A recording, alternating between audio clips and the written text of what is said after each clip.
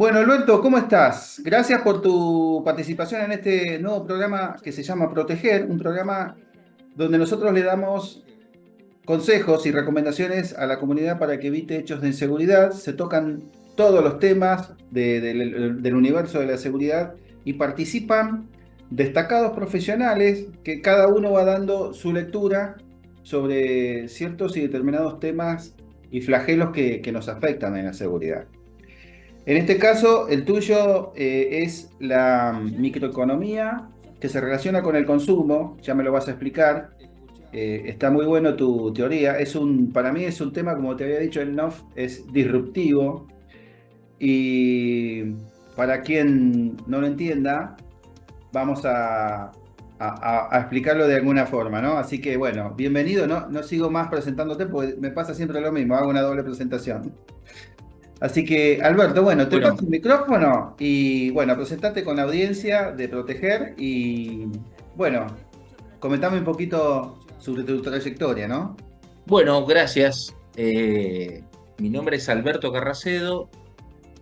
A ver, he hecho muchas cosas de mi vida. He estado de defensa, he estado en administración de empresas, he sido pequeño empresario y sobre el final de mi vida elegí la docencia, que siempre fue en la Universidad Tecnológica, primero en Río Gallegos, luego aquí en Rosario, donde soy docente ordinario de la facultad, y siempre desde hace 20 años en economía.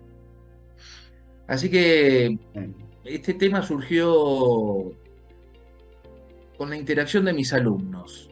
Digo, he tenido con un ayudante, el otro día nos pusimos a calcular más o menos cuántos alumnos tuve en Rosario y son más de 2.500. Así que estar permanentemente con gente muy joven y sobre todo cuando entendí que lo más rico que tenía la docencia era la interacción con esa gente joven, Sí, me permitió ver algunas cuestiones de otra manera.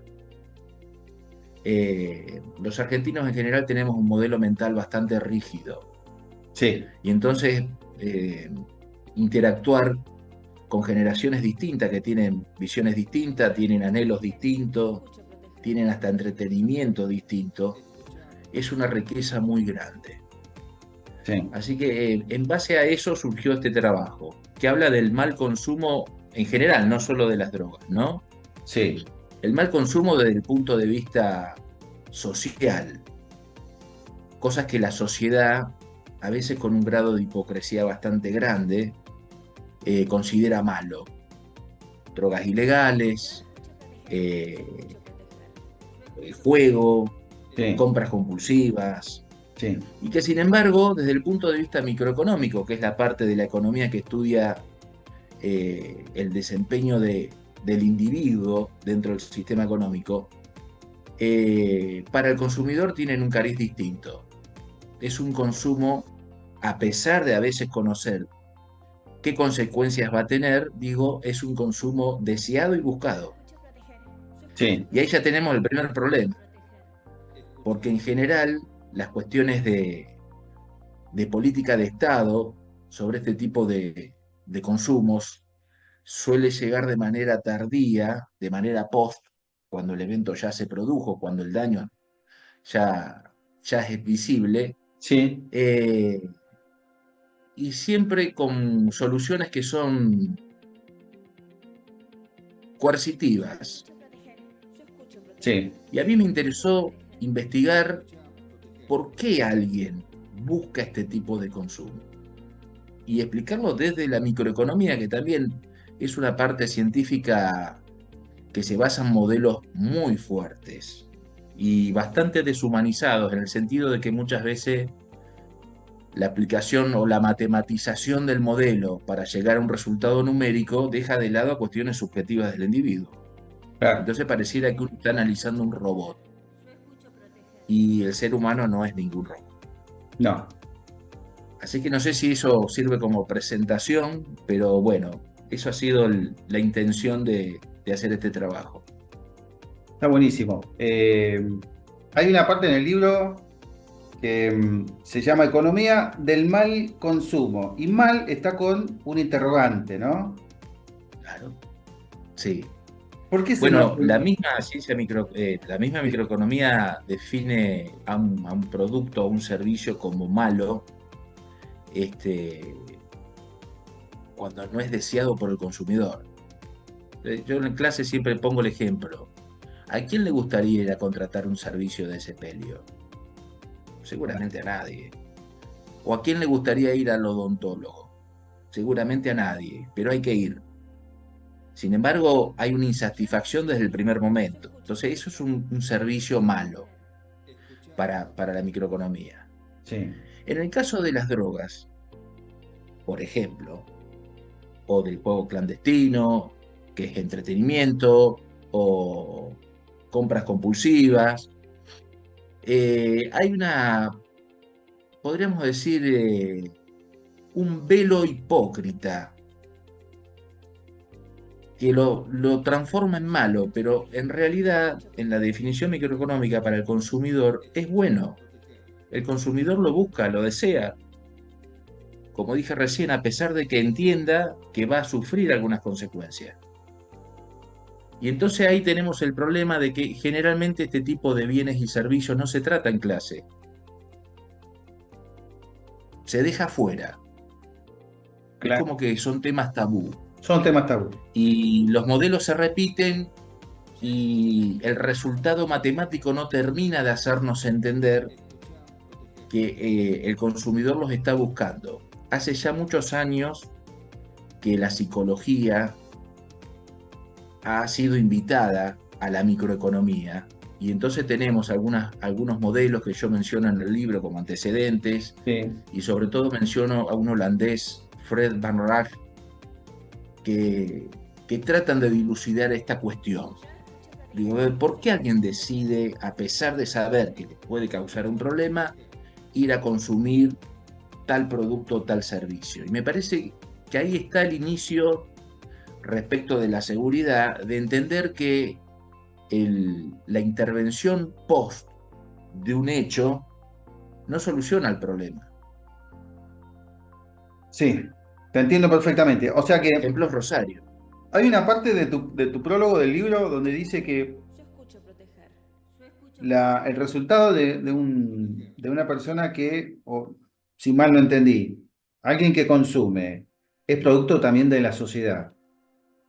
O sea, ese mal que está sufriendo esa persona es porque la sociedad no se ha puesto a fijarse en esa problemática que está sufriendo esa persona. A ver, tenemos varios tipos de consumo, específicamente en el tema drogas o alcohol, por ejemplo. Sí. O el juego. Este, o, El juego, digo. sí, Una ludopatía. eh, la ludopatía. ¿Quién reconoce ser ludópata? Y nadie. ¿Cuántos tienen un ludópata en la casa y no lo dicen? Mira, hay mucha gente y más. Me voy a ganar muchos enemigos con lo que te voy a decir. Muchas señoras van a hacer las compras y antes de hacer las compras pasan por el casino y juegan con las monedas, ¿eh? Sí. Pero sí, acá tuvimos el caso de que en algún momento sacaron los cajeros automáticos del casino y después los volvieron a colocar. Sí, Y entonces considerar que una persona que va a ir y va a firmar su autoexclusión para que no lo dejen entrar va a solucionar el problema, estamos totalmente equivocados. O sea, tenemos que ir al inicio. ¿Por qué una persona desarrolla esto? Yo lo que digo sobre el final del libro es que me da la percepción de que en realidad el producto o el servicio sobre el que uno desarrolla adicción es un vector que elige para. Y ese para es lo que nos debería interesar y es lo que deberíamos apuntalar. Digo, como política de Estado, apuntalar al ciudadano para que no llegue a tener ese para y claro. necesite un vector. Podemos discutir mucho sobre qué es lo que genera esto. Alguien puede decir, bueno, es una persona que ha quedado excluida de la sociedad. Hay muchas personas que son adictas y no están excluidas de la sociedad. Sí. Puede ser la inmediatez, que es un tema interesante también. O sea, estamos viviendo una vida que requiere inmediatez. Todo tiene que ser ya. Y como todo no es ya, produce frustración. Y entonces ahí viene este vector para tenerlo de válvula de escape. Otra cosa interesante es la imitación. Sí. ¿Por qué fuma? ¿Qué sé yo? Mi viejo fumaba. Sí.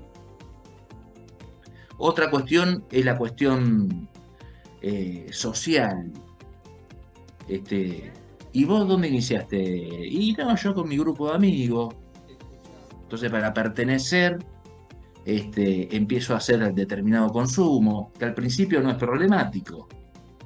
Es un consumo social, podríamos decir, que se da en todos los productos. Lo que pasa es que algunos son aceptados socialmente, como el alcohol y el tabaco, y otros no. Con esto no estoy propiciando la liberación de nada. Simplemente digo, es complejo de comprender cómo razona la sociedad este tipo de problemas. Y porque además también tengo otra percepción, y esto a lo mejor es como decir, no me va a generar amigo, que muchas veces, por cuestiones de inmediatez política, es bueno tener un culpable de algo. El problema es el narco. Estoy de acuerdo. Un narco tiene que estar preso. Sí. Che, ¿y a los padres del nene que es adicto de los 9 años no lo va a llamar el juez de familia? Nadie le va a decir nada. ¿No va a controlar que los padres realmente cuiden a su hijo? ¿No se va a llamar a los dueños de boliche donde los pibes se alcoholizan? ¿O a lugares donde se entran con drogas sintéticas que yo creo va a ser el gran problema del futuro inmediato? ¿Y además le venden agua? ¿El problema es el narco? ¿Solamente? Creo que sería fácil solucionarlo si el problema fuera solamente el narco. Me parece que hay una autoexculpación social del problema. Y entonces, mientras no le pase a mi hijo, miro para otro lado. Vos sabés que hemos estado... Yo en el libro al final cuento la historia de Pablo el Roquero. Pablo Roque. No sé si te acordás. Sí, Menciono el nombre del actor. Sí, sí. ¿Qué era Pablo el Roquero? ¿Por qué Pablo el Roquero en esa época fue tan disruptivo haciendo humor? Porque era una mezcla de humor y de terror. Digo, la gente grande decía qué mal ejemplo que da, haciendo de hippie que consume marihuana. Sí. Pero digo, y ahí mismo cuento, en mi barrio ya se consumía cocaína. Yo tengo 54 años. Claro. Que en el barrio le decían la papota. Claro. Entonces había una cuestión de hipocresía muy fuerte y el alcoholismo ya estaba en la zona. Digo, por eso es complicado el tema del mal consumo. ¿Mal para quién? Y además, ¿es un mal sincero o es un mal hipócrita y exculpante? Entonces yo, mirá lo que hace, eso es terrible. Y miro al que lo hace en ese lado y no de este lado que es mi círculo íntimo, por ejemplo. En eso creo que los chicos jóvenes me han enseñado que primero no hay que dramatizar. Y no hay que dramatizar en el sentido de que la persecución extrema no ha generado nada. Y lamentablemente tengo que coincidir con ello. No, pero vos sabés que estás en sintonía con lo que pensamos los profesionales de la seguridad.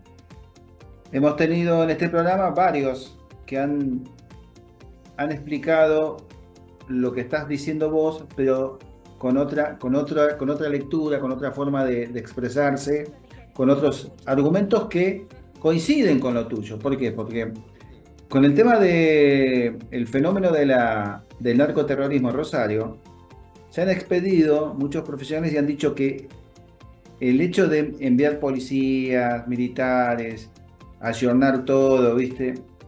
No es solamente eso. Y es más, no solamente haciendo secuestros de grandes cantidades de droga, tampoco es la solución completa y final. Acá necesitamos, como decís vos, un cuerpo de profesionales, psicólogos sociales, antropólogos, todas aquellas disciplinas que auxilien este hecho para que se estudie en profundidad y logremos tener un resultado bueno en un proyecto a corto, mediano o largo plazo, según cómo se programe.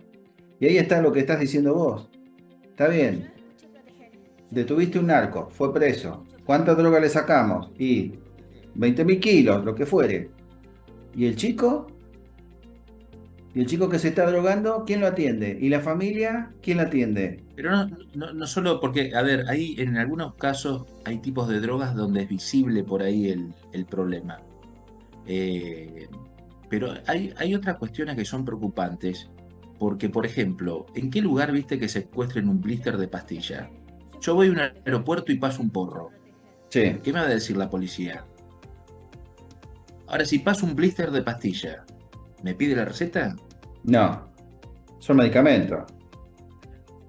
Entonces, el problema es, por eso digo el problema de la seguridad, y ese es el problema de la policía, es que la policía llega post, Sí, llega al final y en realidad no puede aportar, porque no es una cuestión de que la policía pueda aportar la solución. Acá la educación empieza en la formación que tiene el futuro ciudadano. En el caso de Rosario, vos sabés que prefiero ser muy cuidadoso con el tema. eh, y perdón, sí, pero se me fue el... sí, sí, sí, tenés respeto por la Ahí situación. está. Eh, yo prefiero, en un término que prefiero dejarlo como un término ya en extremo. Porque, por ejemplo, el año pasado Rosario, si no me equivoco, tuvo más de 320 muertos. Sí, Digo, ¿y eso no era narcoterrorismo? Y además, siempre se asocia a que el consumo de drogas. Sí, yo entiendo que el consumo de drogas tiene externalidades o como externalidad la violencia. Pero digo, ¿no será además que en el formato de relación de la sociedad se ha incorporado la violencia como herramienta? Y entonces no solo por una cuestión de droga, sino por otras tantas cuestiones termina una persona muerta. Sin embargo, eso no se estudia, y mucho menos multidisciplinariamente, es muy difícil. es muy difícil. Pero si uno se pone a observar la manera en que se ha incrementado la violencia, habría que hablar con alguna maestra, y la maestra diría, ¿cómo? Y ahí tenemos otro problema, porque en realidad es la violencia la que potencia lo otro. Sí. Y sin embargo, eso no se trata. Te hago una pregunta. ¿Cuándo fue la última vez que viste una campaña de prevención? Mirá, lo hablábamos en off y te lo repito nuevamente. Hace años, yo no sé, mirá, si mal no recuerdo, hace como ya 20 años que estaba el eslogan, la droga es un viaje de ida. Después nunca más vi, ¿eh? Nunca más. Sí, no hay. No hay. Y No, entonces yo pregunto, ¿y entonces la solución qué es? ¿Un policía en cada esquina? no, no. No, no. Sí, sea donde estás apuntando y te digo más. Ahora con el tema este de que dieron demasiados permisos para el cultivo de marihuana, eh, tengo amigos que el vecino de al lado está cultivando marihuana, ¿viste? No hay un registro oficial Sí. para consultar, che, está Bueno, autorizado esto. va a seguir habiendo gente. Yo conozco una persona que con sus compañeros de facultad, que era una carrera muy particular, Sí, se juntaban los viernes a la noche y se turnaban, cada uno llevaba un cigarrillo de lo que había cultivado en su casa y hacían un consumo social. Se sentaban alrededor de una mesa y mientras charlaban iban pasando el cigarrillo. Y siempre hubo gente que cultiva y siempre va a haber gente que va a cultivar, digo, pero la prevención supone que va al nudo del problema. Claro, Y muchas veces se dice, bueno, esto empieza en la escuela, hay que tratarlo en la escuela. ¿Y le dan herramientas al maestro para que trate esto? no, no. Es más, todavía está en veremos el tema de la educación de siniestros viales. Hay una ley que obliga a las escuelas primarias a que los maestros les enseñen seguridad vial, pero hay autoridades escolares que son reacios a esto. Hay un montón de cosas que no, que Es les, un tema, por eso digo, es un tema de políticas públicas también. complejo, Sí, donde muchas veces la sociedad se ve sobrepasada por este tema, no sabe cómo tratarlo. Y por eso a mí el disparador de esto fue escuchar a una mamá que había perdido a su hijo por consumo de Paco, que había logrado que se había infiltrado ella en la organización y había logrado que detengan a quien le había vendido Paco al hijo. Y yo me ponía en el lugar de la mujer, digo, ¿realmente qué interesa a esta mujer de hacer y de contar esto? Y lo que ella cuenta en ese reportaje que vi de casualidad es toda la falencia que se fue encontrando, porque no hay realmente vamos a decirlo, una actitud decidida y positiva para enfrentarlo desde la raíz al problema. sí. Bueno, estamos terminando, Alberto. Economía del mal consumo, biología, cultura y contexto. ¿Dónde la gente lo puede leer? ¿Dónde lo puede adquirir? Está en Google Drive Libros, Google ¿sí? Drive. Que ahí hay otros libritos míos también. Lo que intento con este ensayo es generar autointerpelación sobre el tema.